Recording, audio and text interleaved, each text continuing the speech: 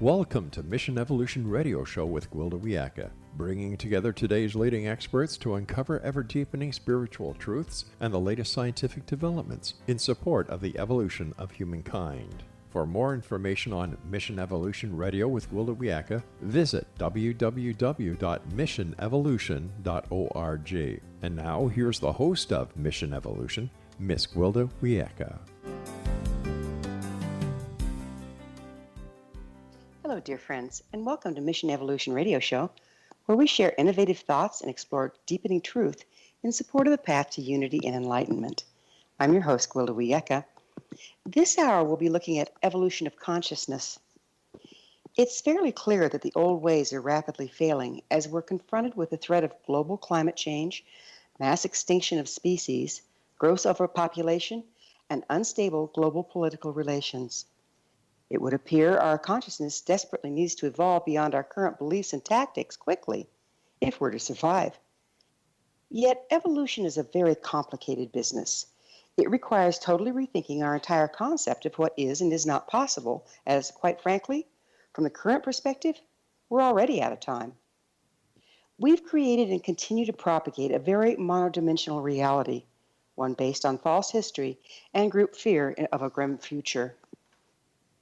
Dirac's equation, which is mathematically consistent, demonstrates that causality is located equal parts past and future, with the waves propagating towards the present.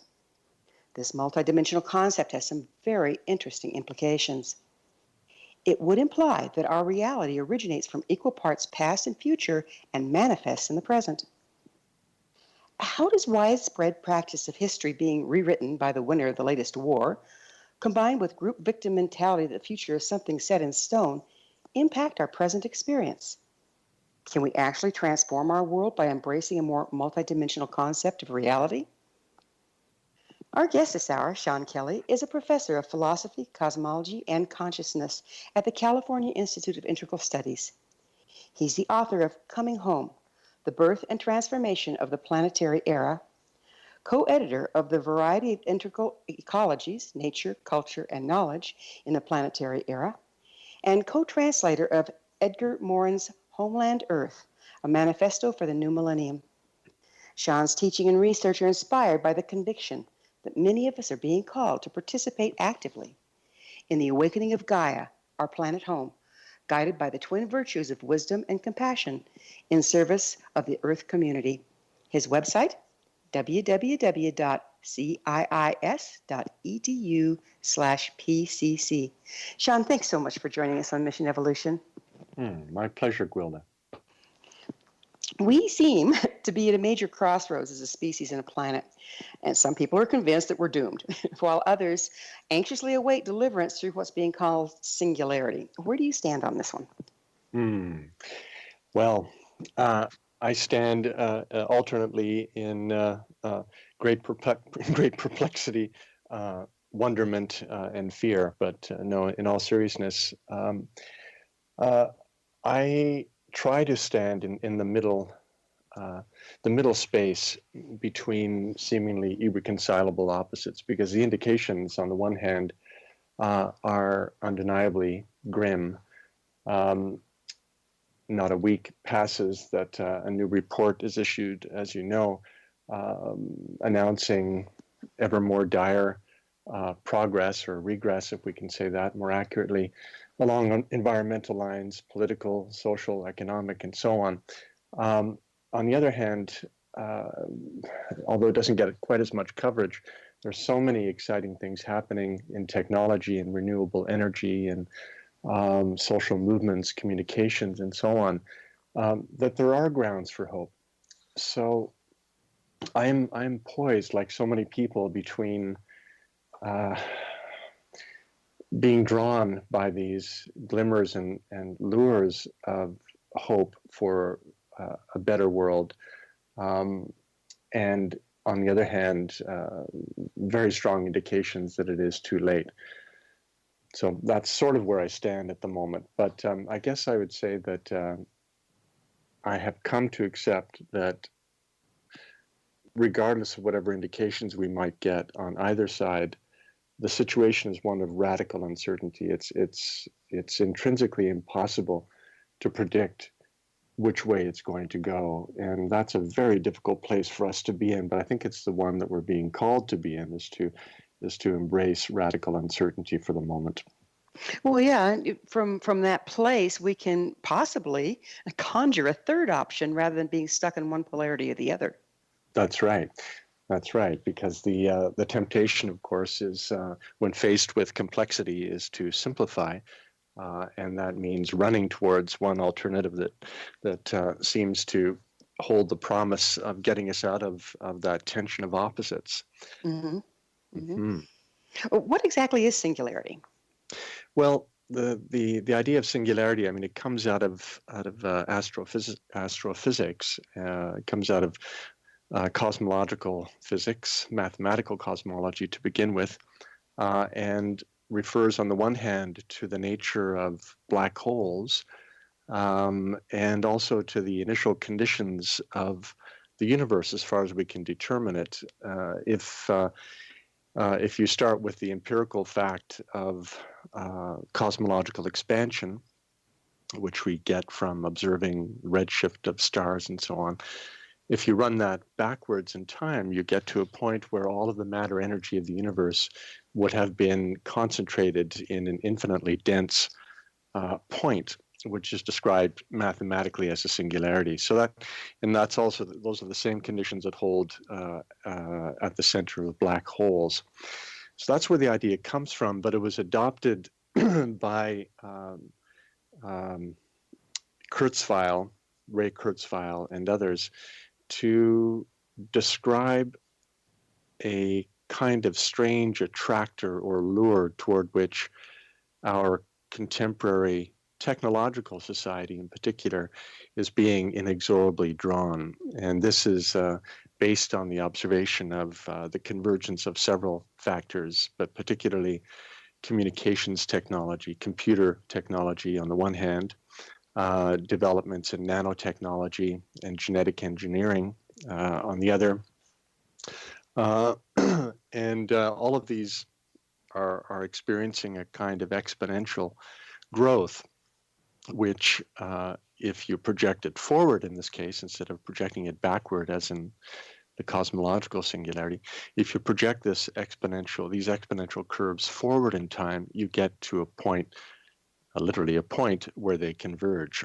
And Okay. So it's like you meet yourself. We start moving so fast, we meet ourselves coming and going, and you end up back in one. That's right. And so the hope is that with this exponential growth in technology, artificial intelligence, sorry, that was the third main area. If you project forward to this point of convergence, the idea is that the computational power and the potential for generating energy and so on will be so great that we'll be able to clean up the mess we're in and solve all of our problems. So Kurzweil and others used to point to 2045 or 2050 as a likely point for this singularity. I'm not sure whether they're pushing it forward or not, but so that's the idea of the singularity as it's spoken of in transhumanist circles, so-called. Well, it seems like all through history we've been at the end of days. Are we really at a more critical point in history than in times past? Well, I would say yes. In this sense, at the very least, we are the first human beings to be alive during a mass extinction event. So the mass extinction of species that is quickly accelerating in our time is the sixth mass extinction that the planet has seen. And the last one that happened 65 million years ago. So that was, at least 60 some million years before the first humanoids were around on the planet. So this is at least that we know. Well, that we know of, yeah. I mean, the consensus view.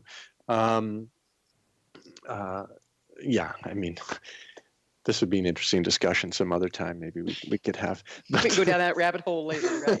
That's right. Yeah. But we would appear to be the first Homo sapiens sapiens, at least. Maybe there were other humans before, but some other kind of humans that we don't really have any fossil evidence for. But we are the first Homo sapiens to ever experience a mass extinction event. So that's unparalleled in that sense. There's so many other indications that we are in a time that has never been witnessed before. Although, it's conceivable, and I think it's probably the case, that past cultures intuited this kind of time with their idea of end times, whether it was Christian or Viking or Hindu. They all you find a conception of an end of an evolutionary cycle in all of the great traditions, but we are actually in one right now. Yeah, and all those prophecies pretty much point to now. I mean, comparative mythology alone indicates that something's going on.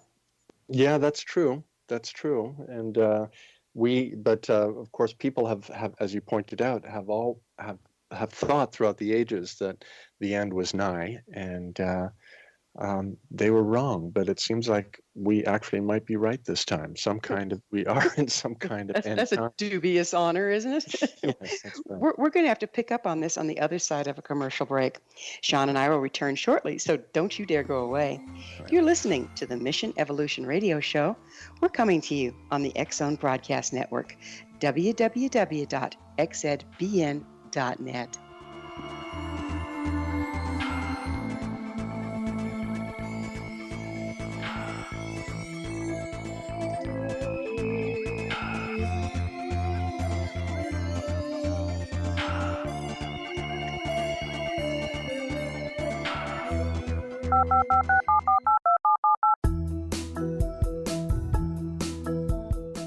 Did you know that when you're on the road with limited data or Wi-Fi, you can still listen to the X-Zone Radio Show with Rob McConnell, The Science of Magic with Gwilda Wiyaka, X-1, Dimension X, Space Patrol, and every minute of the X-Zone Broadcast Network by calling 213-401-0080, courtesy of Audio Now.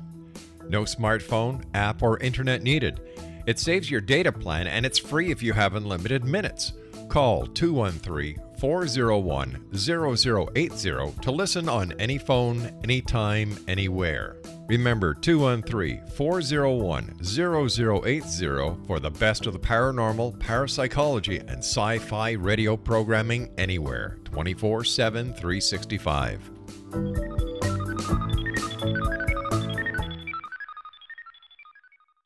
You have heard of the X-Zone? Now watch it on Simul TV.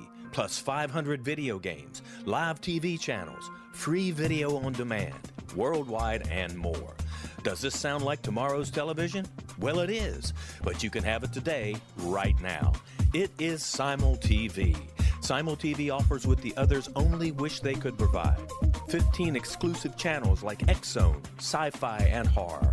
We are worldwide. No other provider offers that. 500 built-in video games. No need to have an extra expensive system. We have them included. Free video on demand. Live streaming events from around the world. Interactive online network, and much more. Tomorrow's TV today. Simul TV. Sound too good to be true? Well, it's not. You can have Simul TV today. Sign up at simultv.com. Do it today.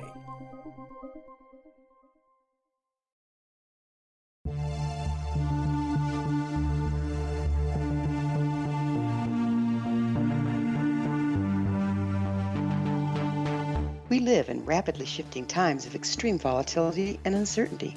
Such profound change brings a unique opportunity for the evolution of consciousness. I'm Gwilda Wiyaka, host of Mission Evolution Radio Show, a program that explores the latest scientific developments and deepening spiritual truths supporting human evolution.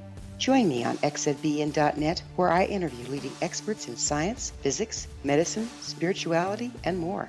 By applying divergent viewpoints to leading-edge topics, we uncover expansive and evolutionary truth to assist you on your path to enlightenment. More information and past episodes are available at missionevolution.org.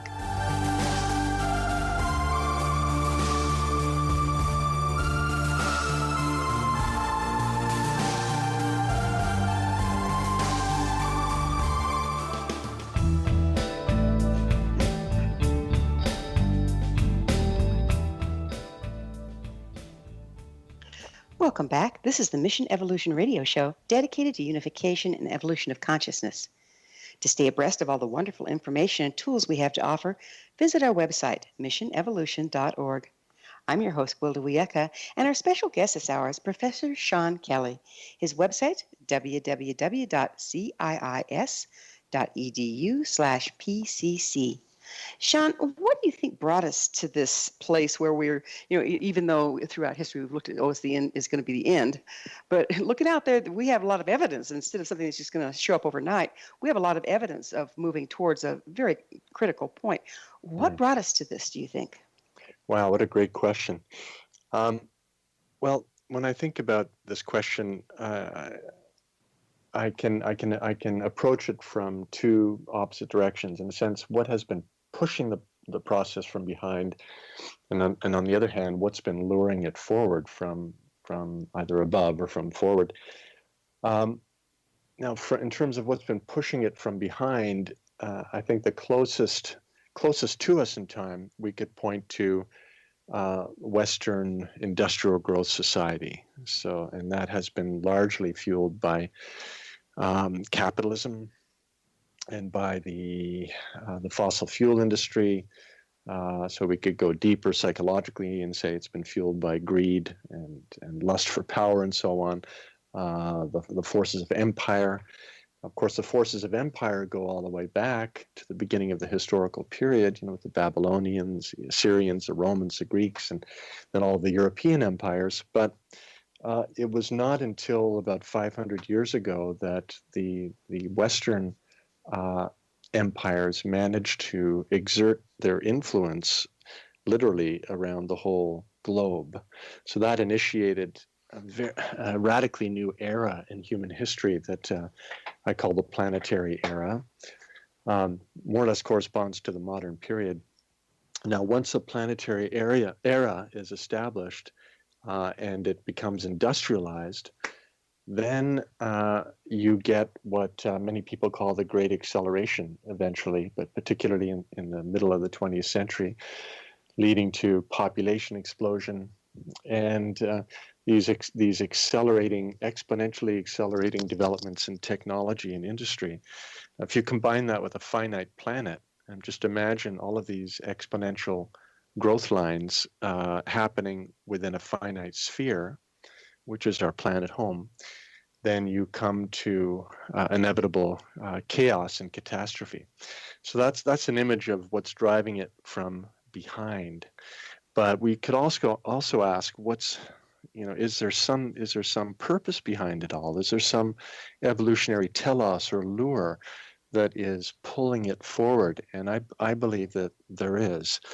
And we could describe that as the planet itself, or Gaia herself, trying to awaken as a new kind of individual. So a planetary awakening, or Gaia rising, as I call it. This would be, to my mind, what's trying to happen from an evolutionary point of view. And the irony or the tragedy is that it seems to be requiring a planetary ecological and socio-political crisis, a planetary crisis for that awakening to happen. Well, isn't that because we're resisting the awakening on a certain level? We're trying to hold on to the old way of being? Yeah, I think that's true. And one can imagine that were it not, for instance, for the ecological crisis, people would not have come, at least on a mass scale, to the awareness that we live in an interconnected, a radically interconnected biosphere. People would be completely satisfied or unconscious within the boundaries of the nation state or their ethnic circles and so on. And we are, of course, many humans continue to live that way, but there is a countervailing pressure that is calling people to recognize our radical interdependence. Or that matter, trapped in our own little minds. Exactly. Yeah. And or a fragment of our own little minds even. Exactly. Exactly. Sean, are there astrological influences propagating the current state of affairs? Well, we can certainly gain insight into our moment by turning to astrology and particularly so-called archetypal astrology, which is a form of astrology that is practiced by many members in my community, many people across the world actually, but it's associated with my colleague Richard Tarnas, who also teaches here at the California Institute of Integral Studies. And here I have to say that by astrology, I'm not talking about sun sign astrology, but about the empirically based evidence of nevertheless mysterious correlations between the angular positions of the outer planets in particular. So Uranus, Neptune, and Pluto on the one hand. So the correlation between the positions of these planets on the one hand and world events on the other. And when you look at what's going on in the world from that perspective, and you can do this by looking at Richard Tarnas's book, Cosmos and Psyche, we see some amazing things, namely that we are currently in a period that began around 2006 and will come to a close around 2020. We are currently in a period of alignment between Uranus and Pluto. It's actually a square, a 90-degree alignment that hasn't been seen since the 1960s. So we're in a kind of resonance with the 60s right now, and we can see this in terms of the repeating themes of the liberation movements, whether it's racial liberation, women's liberation, sexual liberation, of course, the protests against the war, the environmental movement, so many parallels between the 60s and now. So this is one thing that we can see, is this archetypal configuration symbolized by the planets Uranus and Pluto. Now, of course, one has to know something about what the meaning of these planets are to get a sense of that. Right, but it's interesting that it does have such an influence and that we're able to track it. So that would indicate that some of this is kind of predestined in that the alignment comes back, and so we're under these influences. You're right. Now, so we can't help but think of it in terms of influences, but another way of thinking it would be like when the small hand and the big hand come together and on a clock and tell us it's noon. We don't think that the hands of the clock are causing it to be noon. They just tell us that it's noon. And similarly, we can look at these planetary alignments and get an indication of what the psycho-spiritual, or we could say archetypal landscape of the moment is, without necessarily thinking that the planets are causing it to happen. But it's a wonderful fact, nevertheless, that we can look above, as the ancient saying goes, and have a sense of what's happening below. As above, so below. Because we do live in a single cosmos, which is full of meaning and coherence.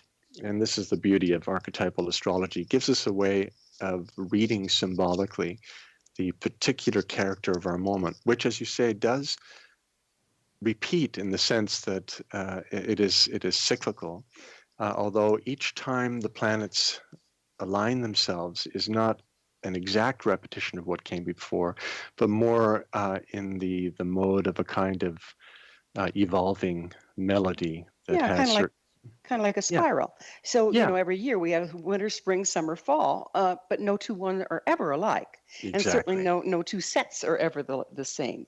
Exactly. And it just shows of our interconnectedness again, doesn't it? Oh yeah, it's wonderful, and of course, the intellectual elite and the mainstream are very allergic to astrology. It's as my my friend Rick says it's the gold standard of considered to be the gold standard of superstition. But one merely has to look at the evidence to see that there really is something going on there. Yeah, though the kings of old always had an astrologer on staff, and they listened to him too. That's true. Yeah, yeah. I believe it wasn't that king in Jerusalem that killed all the boy children because he had his astrologer told him that the one that was going to dethrone him had just been born. That's right. It was King Herod. Yeah, Herod. Mm-hmm. Yeah. No, we are the first culture. Well, I mean, I say we, the elite, the scientific elite of the current culture and the media elite are the first humans in so many thousands of years not to take astrology seriously. So, or anything else that has to do with our interrelatedness, because really that's what precognition is about, is reading the currents of our interrelatedness, is it not? I would say so. I like that way of looking at it. We are fundamentally interdependent, interrelated, not only on gross levels, but on increasingly subtle levels. And to the extent that we are able to tune in, you might say, or see into, or be brushed by these subtler levels, we can sometimes get indications not only of our present, but of the future. Time for another short pause. Sean and I will return to our discussion on the other side of this break. So now you stay right there. This is Mission Evolution Radio Show. We're coming to you on the X-Zone Broadcast Network, www.xzbn.net.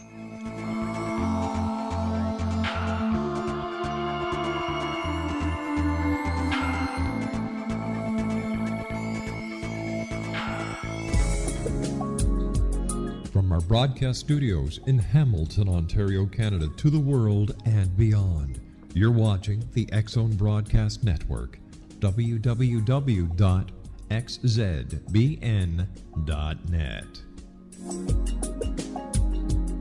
AVS Media Den. You have heard of the X-Zone?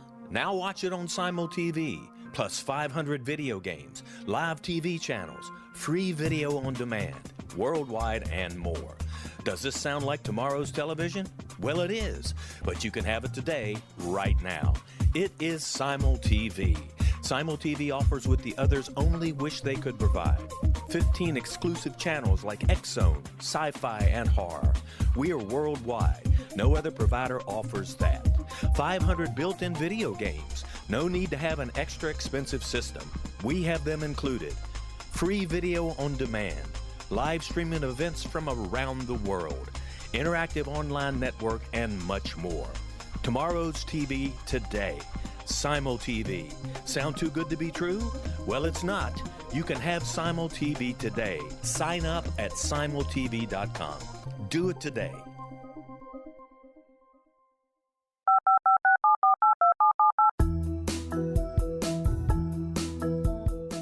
Did you know that when you're on the road with limited data or Wi-Fi, you can still listen to the X-Zone Radio Show with Rob McConnell, The Science of Magic with Gwilda Wiyaka, X-1, Dimension X, Space Patrol, and every minute of the X-Zone Broadcast Network by calling 213-401-0080, courtesy of Audio Now. No smartphone, app, or internet needed. It saves your data plan and it's free if you have unlimited minutes. Call 213-401-0080 to listen on any phone, anytime, anywhere. Remember 213-401-0080 for the best of the paranormal, parapsychology, and sci-fi radio programming anywhere, 24/7, 365.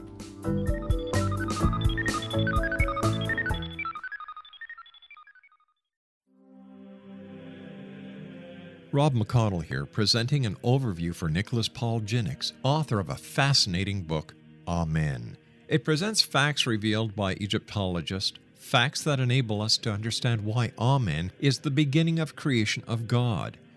It provides recommendations for religious leaders of the major religions to unify their beliefs and teach the Word of God. Love one another. Amen informs people how mankind conceived God. It was the Egyptians that developed the concepts of a soul, a hereafter, and Son of God. And finally, after the worship of many gods, they conceived the belief in one universal God, the maker of all there is. For more information, visit www.futureofgodamen.com. That's www.futureofgodamen.com.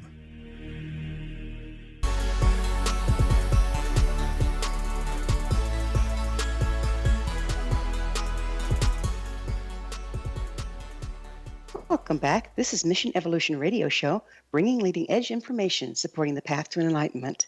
Don't miss all the wonderful things we have to offer on our website, missionevolution.org. I'm your host, Gwilda Wiyaka, and we're speaking with Professor Sean Kelly. His website, www.ciis.edu/PCC. Sean, let's change gears a little bit. Do we create our reality? Let's go into that a little. Well, I would have to say yes and no. And certainly we know from psychological research, scientific research on perception and so on that we create our reality in the sense that all perception is translation, you might say. For instance, there is no direct perception without interpretation, and that happens right from the very first contact of photons with the retina, for example. So yes, we create our reality. At the same time, there is reality that is not reducible to certainly my own mind and brain, as much as I have moments where I would like to think that I'm capable of including the whole world that way. But no, the reality, we could say, is that which resists me. So reality is the factor that resists being reduced to my own interpretation. So they're both true. There is more than any individual perceiver, interpreter, and that more is always received and interpreted by an individual. So it's both. So then if we're looking for third options, once again, the more of us that are perceiving and have different perceptions, the larger of the whole we get. Yeah, I would say that, we could imagine we can imagine a growing number of individual perceivers and interpreters, which presumably could reveal more of reality. But that'll be true, even more true, to the extent that these individual perceivers, interpreters will be in a living dialogue with each other, where they can compare their perception and interpretations and start to resonate with each other in a kind of entrainment. Just imagine, but a conscious resonance. I mean, there's the resonance of a crowd, which we don't really want. That can lead to violence and unconsciousness and so on. But there's a different kind of resonance where people actually open themselves to the other, become vulnerable, and try to see the other without reducing them to their own projection. So that's a different kind of relationship. And when resonance happens through that kind of relationship, I do believe that more of reality reveals itself. And as more of reality reveals itself, do more options then show up? I believe so. Yes, and could be the key to tomorrow, huh? Exactly. Yeah, options that we can't even imagine, because the reality is always more than we can imagine, and that's what we have to remember. Does the present indeed manifest from both the past as in the future, as Dirac's formula indicates? Well, I can only speak from my own experience. I know that philosophers are divided on this matter. Some people are vehement in their belief that the future does not exist. That there are potentials, there are possibilities that exist, but the actual future does not exist. Only the present exists, and the past, in a sense, exists. Then there are others that believe that no. From a fundamental point of view, all moments, past and future, exist in the form of an eternal present. So, in my own experience, I've definitely had what some people call experience of the fourth time, where past, what we normally think of as past and future, do seem to exist in a kind of living eternal present. So that's I have experienced that again and again. And so I'm convinced from that point of view that in some sense, what we normally call the future already exists. On the other hand, I don't believe that that means, therefore, we don't have any choices to make in the present. Again, I think there's a fluidity, isn't there? I mean, even the past is fluid, because shamanic healing alone goes into the past and makes frequency corrections on an individual so that they can rewrite their future. That is an interesting idea. Yes. Well, of course, I would love to believe that certain things that I've done in the past could be changed. Don't we all, right? Yeah. Yeah. And I do believe that the past can be redeemed, if we could put it that way. And in that sense, it's changed. So what and I've had that experience that I thought something was the case in the past, but then my relationship to it changes. And in fact, the past actually changes in that sense. So, yes, I do believe it's fluid, as you say, and it's mysterious. I really can't say with any certainty, but I'll say this much, that I do believe that the past is fluid, as you say, and some things that we think are fixed are not necessarily fixed, and that they can be transformed. Yeah, like say, for instance, just let's entertain the thought that if we create our reality and the present manifests from both the past and the future, what impact does inaccuracies in our understanding of history have on manifestation? Yeah, well, certainly the stories we tell ourselves about the past and the present as related to the past influence the decisions we make and how we move forward, and therefore create a different kind of past as we go along. So when we speak of the past and of the future, we're speaking in terms of story or narrative. I mean, the basic structure of a narrative is beginning, middle, and end. So we could say that there is no time, there is no past or future without the narrative that we give ourselves of that past and future. And in that sense, it's fluid, it's malleable, it can change. But I wouldn't want to I would want to avoid the trap of thinking, therefore, there's nothing beyond my story of what happened, because I think there's a danger of delusion and self-deception by going too far in that direction. Yeah, absolutely. And yet it's very fascinating how much influence or the native peoples traditionally, clear back the Aboriginals and before, put on storytelling and on dreaming, and how they believed that we dreamed our lives into being. It all kind of ties together in a funky kind of way here, doesn't it?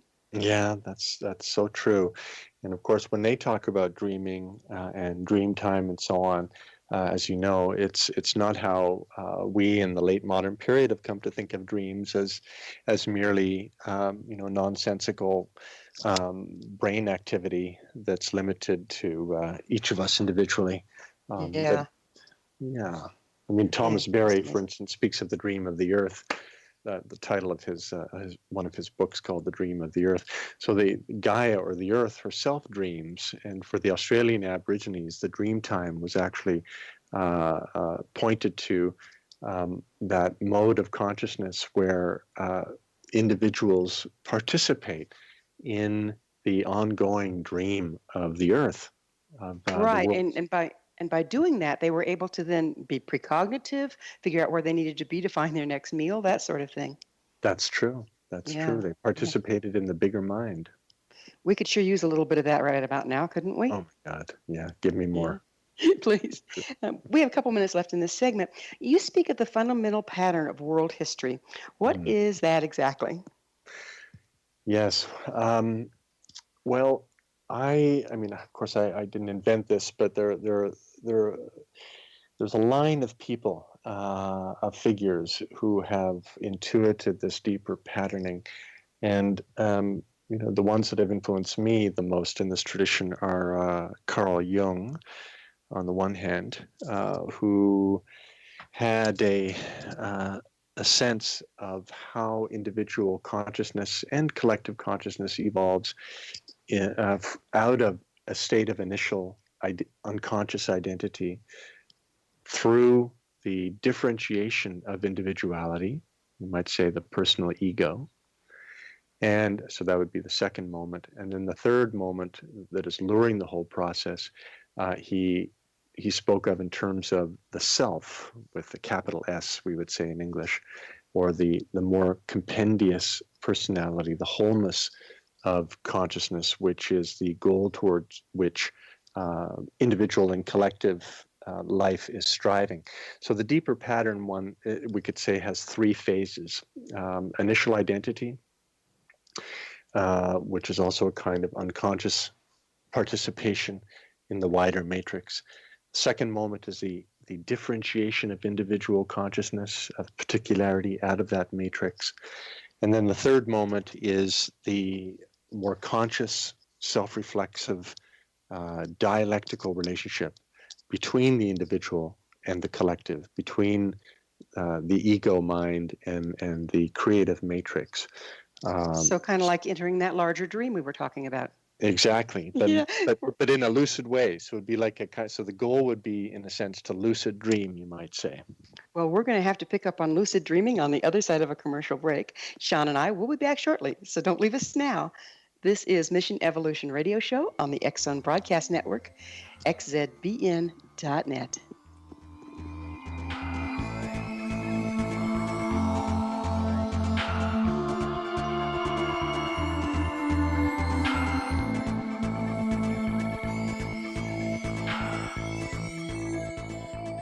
You have heard of the X Zone? Now watch it on Simul TV, plus 500 video games, live TV channels, free video on demand, worldwide, and more.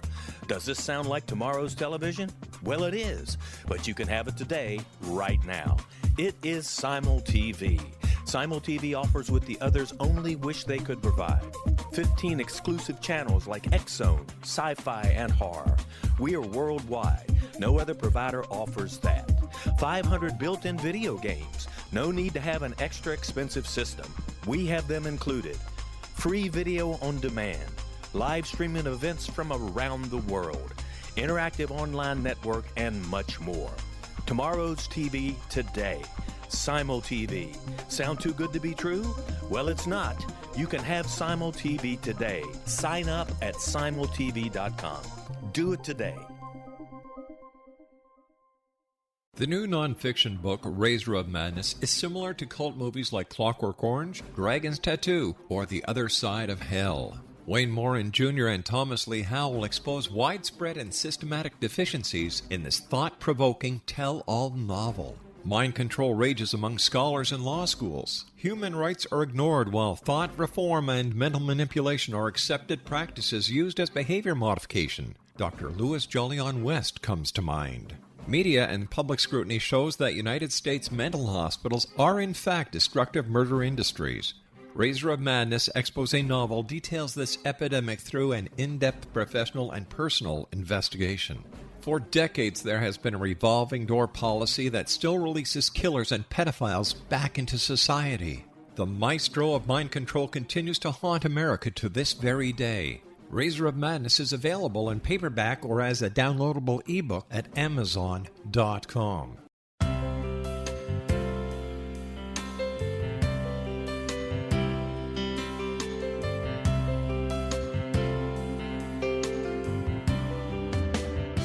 The concept of a new age has been around since the late 19th century, yet much of its original meaning has been lost. What exactly is the new age? Is it a religion, a collection of obscure esoteric practices, a series of doomsday predictions, or an astrological event? The New Age Chronicles is a unique complementary publication bringing reason and grounded information to separate fact from fiction. chock full of valuable information to support you as we make the monumental shift into the new era. You won't want to miss a single innovative issue. The New Age Chronicles newspaper is coming soon to www.newagechronicles.com.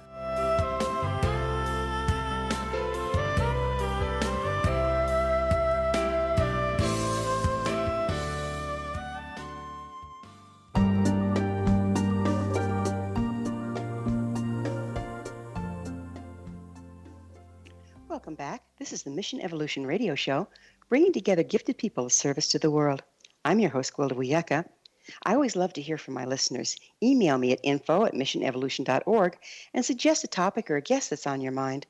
I'm sure we'll all enjoy them. Our gifted person of service to the world this hour is Professor Sean Kelly. His website, www.ciis.edu/PCC. Sean, we were just about to get into lucid dreaming, participating in the whole in a lucid way.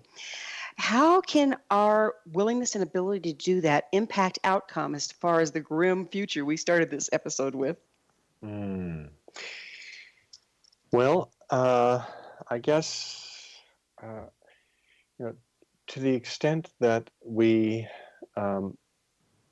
wake up or start to wake up or make even modest progress in waking up, then we have a chance at least of avoiding the worst.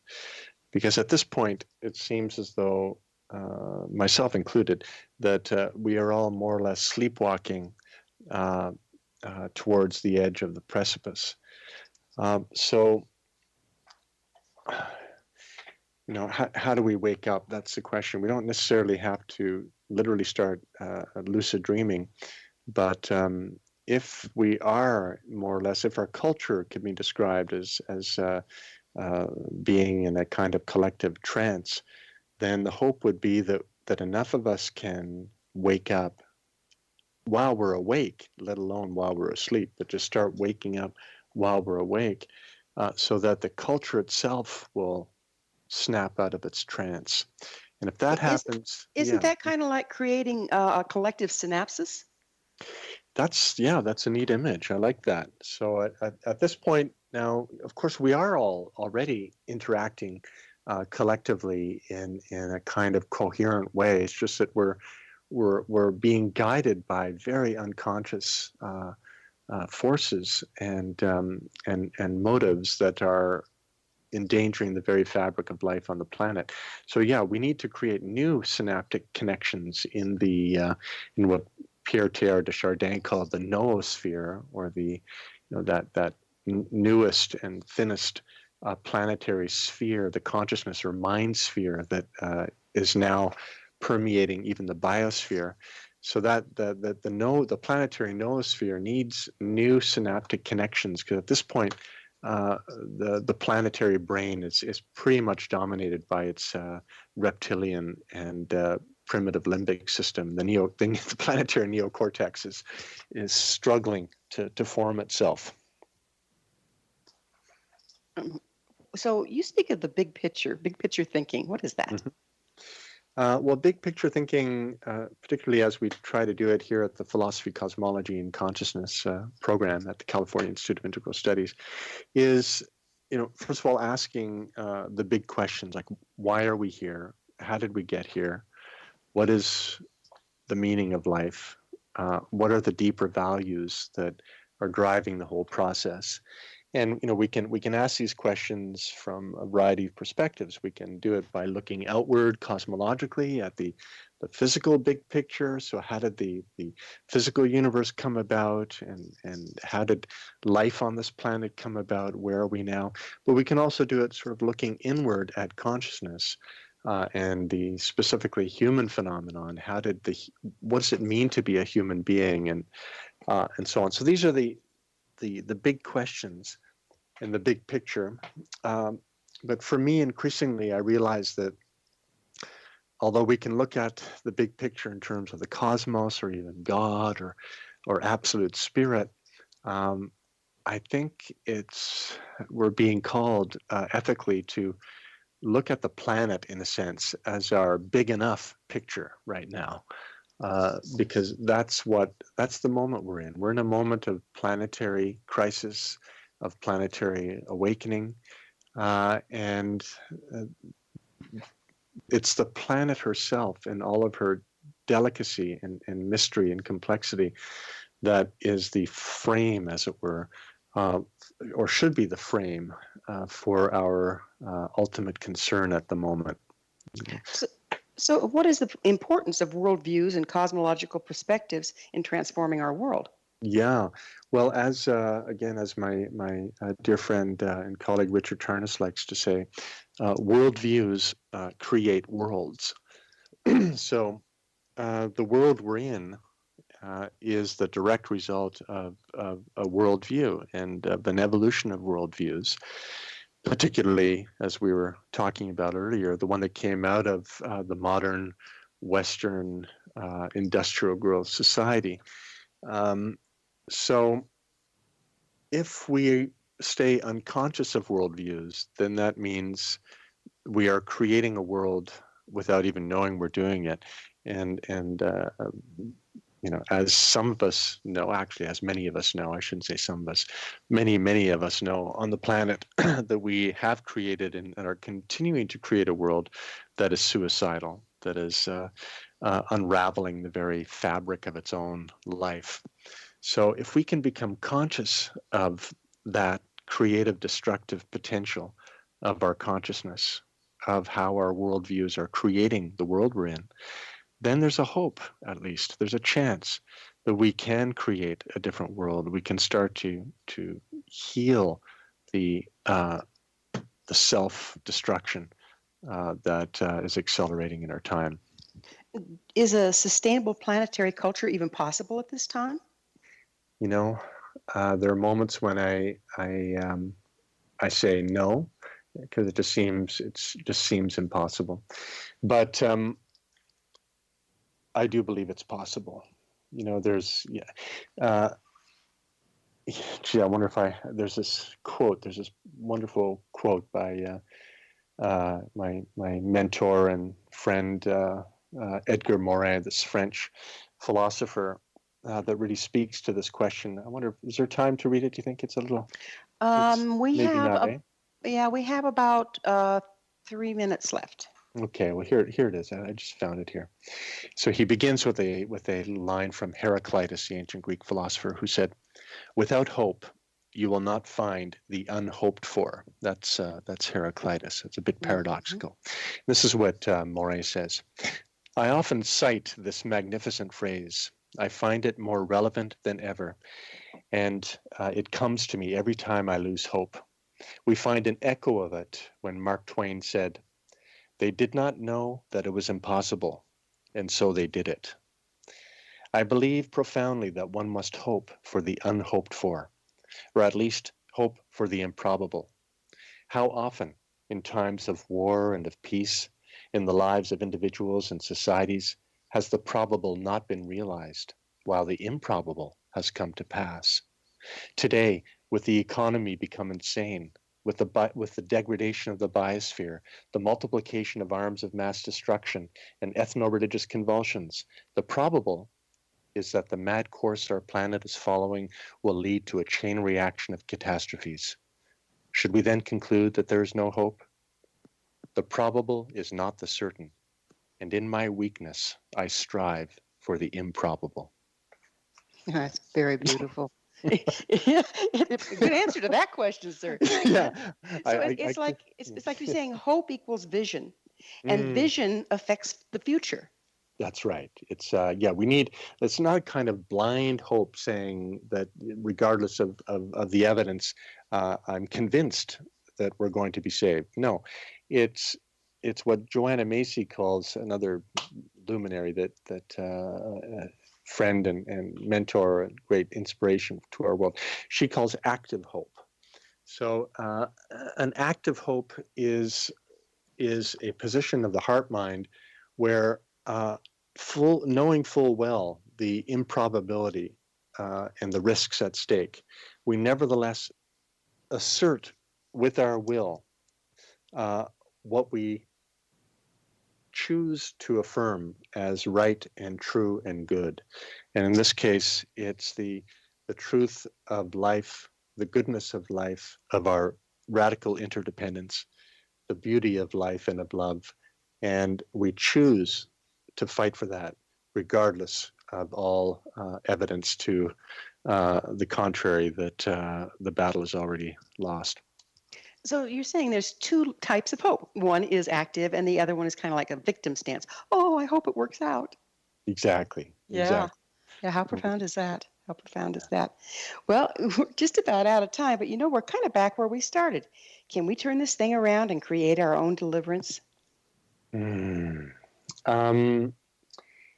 We can choose to walk forward with arms linked, arm in arm, and creating, at least we'll create that kind of future where we will be together in solidarity with open hearts, ready to face whatever this mysterious world has to offer. We can at least do that. And then you're creating that group mind that has more options than what we now see. Exactly. How fun is that? Sean, as always, time has flown, and unfortunately now we're out of it. Thank you so, so much for coming on the show and sharing your knowledge. Oh, it's been my pleasure, Gwilda. I look forward to doing it again sometime. I hope so, yes. Our guest this hour has been Sean Kelly, Professor of Philosophy, Cosmology, and Consciousness at the California Institute of Integral Studies and the author of Coming Home, The Birth and Transformation of the Planetary Era. His website is www.ciis.edu/PCC. Remember to join our email family to stay abreast of all the exciting new things we have coming up at missionevolution.org. This has been Mission Evolution Radio Show with Gwilda Wiyaka on the X-Zone Broadcast Network, www.xzbn.net. Join us next time as the mission continues, bringing information, resources, and support to an evolving world.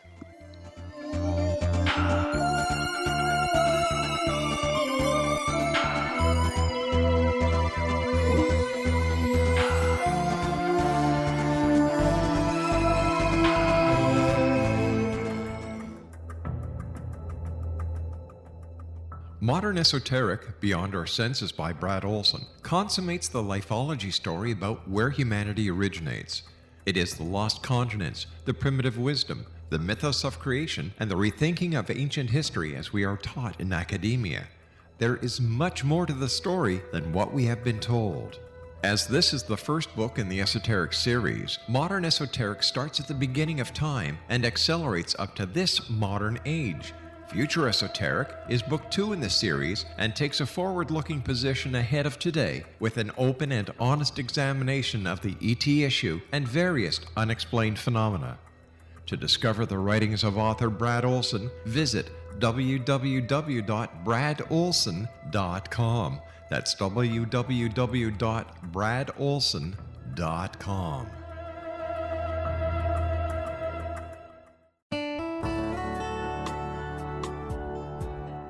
Are you or is someone you know struggling with addictions, depression, anxiety, relationships, low self-esteem, lack of confidence, grief, success, and prosperity? Do you know that your subconscious belief plays a big role in the outcome of your hard work? We can help you permanently change the beliefs that may be the reason for your struggles and failures. We care about getting you the return on your investment and the results you are looking for. We can help you be free of the limitations of your past and in realizing your highest potential. We work with people by phone and Skype. For more information, visit us at www.ritasoman.com. That's www.ritasoman.com.